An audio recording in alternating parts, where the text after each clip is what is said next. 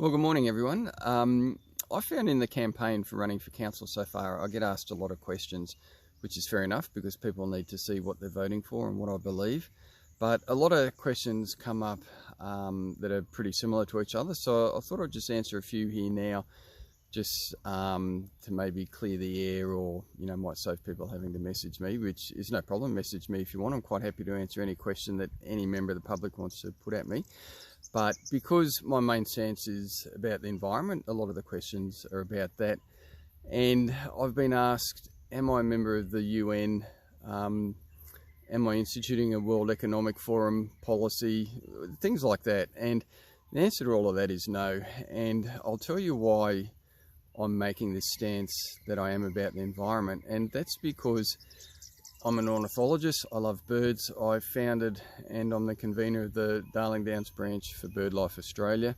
I am a member of BirdLife Australia. But I just love, well, mainly birds, but all nature. And I just couldn't, in good faith, have a really enjoyable morning out bird watching, knowing that they're just declining all around us, locally and globally. And obviously not just birds, but the whole environment. And I couldn't in good faith just go out there and enjoy it myself and then not do any, whilst it's disappearing, and then not actually do anything to try and stop it disappearing. Firstly, so it would be there. Secondly, so future generations could enjoy it.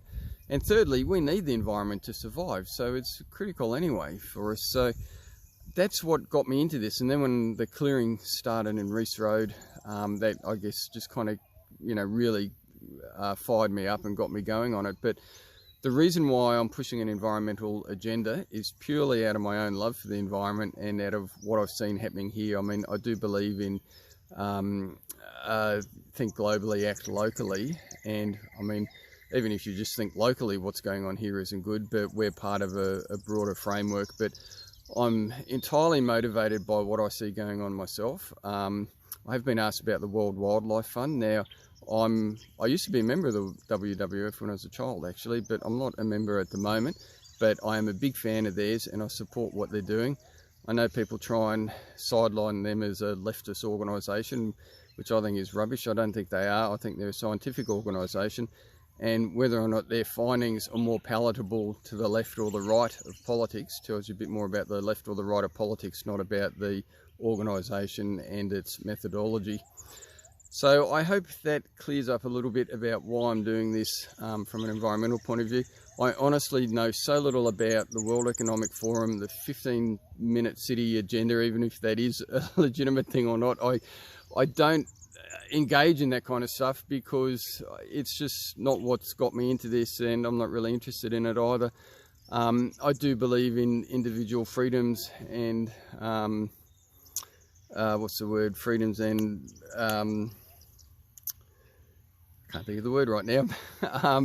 But yeah, I can't think of the word. What is it? Yeah, anyway, I believe in your individual freedoms, and as much as I want changes to happen globally, I think that they're far better if they come from people voluntarily choosing to do them rather than if they're forced on people.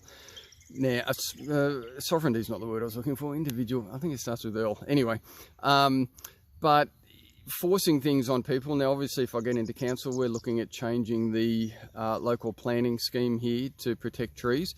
So that, to a degree, is forced on people, but we're looking at doing that with the support of the local development people as well, because they're still going to be able to survive after that. And I think it's far better to get people on board voluntarily by good communication, good explanation, good science, good facts. And this is why I like sharing and communicating.